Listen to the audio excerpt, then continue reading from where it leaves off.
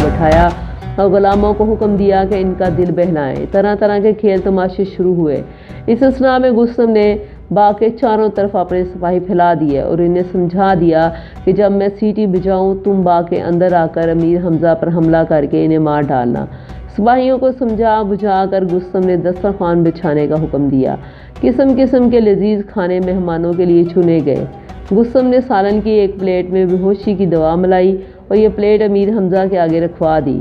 खाना शुरू हुआ तो अमीर हमजा ने इस प्लेट में से भी थोड़ा सा सालन निकाल कर खाया और खाते ही इन्हें नींद आने लगी। गुस्तम मौका की तलाश में था। फौरन सीटी बजाई। 400 सिपाही जो बाग के चारों तरफ घास में छुपे हुए थे नारे मारते और तलवारें चमकाते हुए आ गए। गुस्तम ने भी तलवार निकाली और ललकार कर कहा, ए हमजा होशियार हो जा कि तेरी मौत आन पहुंची। मुकब्बल वफादार बहराम ये देखकर भुनचका रह गए, लेकिन दूसरे ही लम्हे बहराम ने अपने आप को अमीर हमजा पर गिरा दिया, वरना गुस्तम की तलवार अमीर हमजा का काम तमाम कर चुकी थी।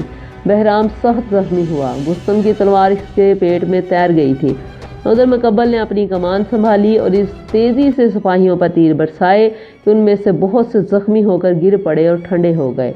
गुस्तम पहलवान ये समझा कि इसके हमले से अमीर हमजा मारे गए हैं। इसने अपने सिपाहियों को भाग जाने का हुक्म दिया और ख़ुद भी रफू चक्कर हो गया। मुकब्बल वफादार ने अमीर हमजा को होश में लाने की तदबीरें की। थोड़ी देर बाद बेहोशी की दवा का असर जाता रहा तो उन्होंने देखा कि बहराम सख्त जख्मी है। बाग में और बारादरी में इधर उधर सिपाहियों की लाशें बिखरी पड़ी हैं और गुस्तम पहलवान गायब है।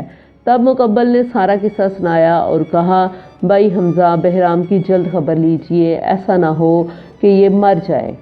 खुदा की कसम अगर बहराम मर गया तो गुस्तम पहलवान को अपने हाथ से कत्ल करूँगा, अमीर हमजा ने कहा और इनके चेहरे का रंग अनार की तरह सुर्ख हो गया। उन्हें किसी तरह यकीन न आता था कि गुस्तम ऐसी मकारी भी दिखा सकता है। गर्ज इन दोनों ने किसी न किसी तरह बेहोश और खून से लथपथ बहराम को संभाला और बाग से बाहर चले।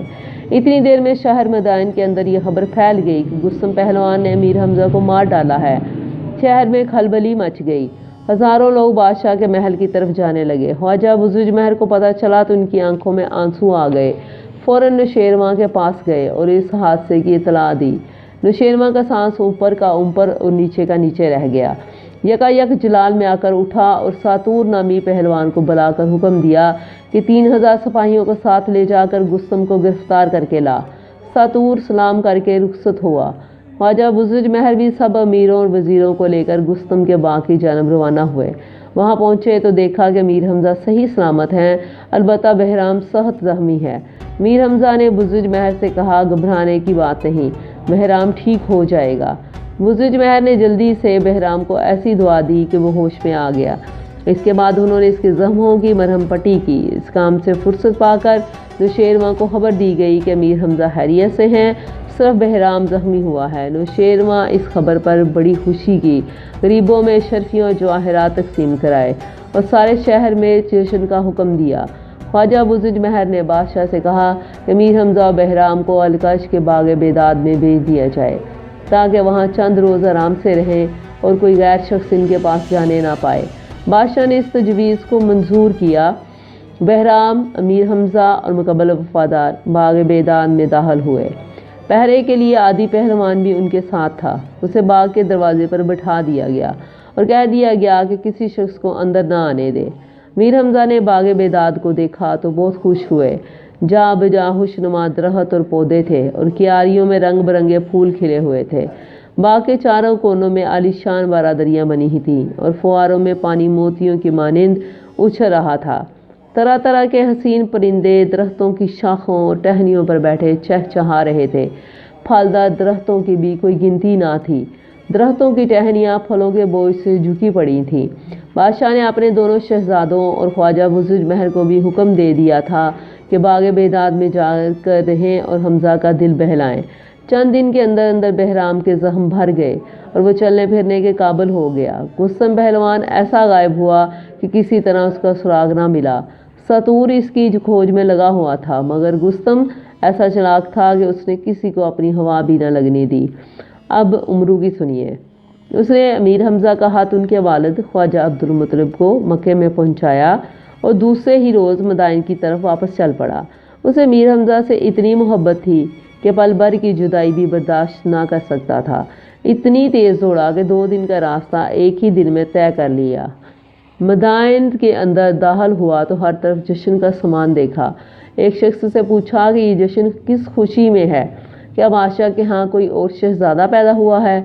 उस शख्स ने यह बात सुनकर कहकहा लगाया और कहने लगा, मालूम होता है तुम इस शहर में नए नए आए हो। अरे भाई, ये मीर हमजा गुस्तम के हाथ से बच गए और उनकी जगह बहराम बेचारा जख्मी हुआ। बादशाह ने मीर हमजा के बच जाने की खुशी में रियाया को जश्न का मनाने का हुक्म दिया है। यह सुनते ही उमरू दौड़ा और सीधा मीर हमजा की क़यामगाह पर गया, मगर वहाँ मालूम हुआ कि हमजा, बहराम और मुकब्बल वफादार बाग बेदाद में हैं और किसी शख्स को बाग के अंदर घुसने की इजाज़त नहीं। देखता हूँ कि मुझे कौन रोकता है, उमरू ने कहा और बाग बेदाद की तरफ चला। उसने दूर ही से देख लिया कि आदि पहलवान दरवाजे पर बैठा है। बुने हुए कई सालम बकरे उसके आगे रखे हैं और वो दोनों हाथों से गोश्त भंभोड़ने में मसरूफ़ है। उमरू उसके करीब पहुंचा और सलाम किया। आहा भाई, उमरू हैं, मक्के से कब आए? सब खैरियत है ना? आदि ने पूछा। हाँ, सब ठीक है। ये तो बताओ, हमजा और मुकब्बल कहाँ हैं? बाग के अंदर हैं, आदि ने जवाब दिया और बकरे की रान उठाई। अच्छा आदि भाई, दरवाज़ा तो खुलवाओ, मैं हमजा से मिलने जाऊँगा। नहीं, बादशाह की इजाज़त नहीं है, आदि ने कहा। यार तुम अजीब आदमी हो, आहर मैं कोई गैर तो नहीं हूँ। उमरू नाराज़ होकर चलाया। वो तो ठीक है, मगर मैं मजबूर हूँ। बाग में जाना है तो बादशाह से लिखवा लाओ। ये सुनकर उमरू को सहत ताव आया, मगर कर ही क्या सकता था। आदि जैसे देवों से लड़ना इसके बस की बात नहीं थी। मायूस होकर वहाँ से उठा और वापस शहर की तरफ चला। रास्ते में एक तदबीर सूझ गई। थोड़ी सी पिसी हुई सुर्ख मिर्चें एक पंसारी से खरीद कर जेब में भरी और वापस बाग की जानब चला। आदि अभी गोश्त और हड्डियाँ चबा रहा था। उमरू को आते देखा तो कहने लगा, क्यों भाई, बादशाह से इजाज़तनामा ले आए हो? अजय लानत भेजो इजाज़त पर। मैं इतना गिरा पड़ा आदमी नहीं हूँ कि हमजा से मिलने के लिए बादशाह की खुशामद करता फिरूँ। उमरू ने कहा, लो यार तुम भी खाओ। आदि ने बकरे की एक सिरी उठाकर उमरू की तरफ बढ़ाई। उमरू आहिस्ता आहिस्ता बोटियाँ तोड़कर खाता रहा। थोड़ी देर बाद बोला, भाई आदि, अभी रास्ते में एक बहुत कीमती लाल मैंने ख़रीदा है, ज़रा तुम भी देखो और बताओ कि कहीं मैंने ज़्यादा कीमत तो नहीं दे दी। आदि की खोपड़ी में घास भरी हुई थी। इससे सोचा कि उमरू ऐसा कहाँ का जोहिरी है कि इसे लाल खरीदने की ज़रूरत पेश आई। उसने अपना बड़ा सा हाथ आगे फैलाकर कहा, लाओ लाल दिखाओ, देखते ही बता दूंगा कि कितनी कीमत का है। उमरू ने जेब में हाथ डाला, मुट्ठी भर मिर्चें निकाली और आदि की आंखों में झोंक दी। आदि के हलक से डरावनी चीख निकली।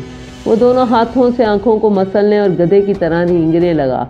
लो आदि भाई, अब इत्मीनान से बैठे लाल का मुआयना करते रहो, खादम तो बाग के अंदर जाता है, उमरू ने कहकहा लगाकर कहा और एक ही छलांग में बाग की दीवार पर चढ़ गया, परली तरफ कूद गया। ऐसा खूबसूरत बाग उमरू ने कभी नहीं देखा था। दीवानों की तरह आंखें फाड़ फाड़ कर एक एक चीज़ को देखता और हैरान होता एक बारादरी के अंदर से कहकों और गाने बजाने की आवाज़ें सुनाई दी।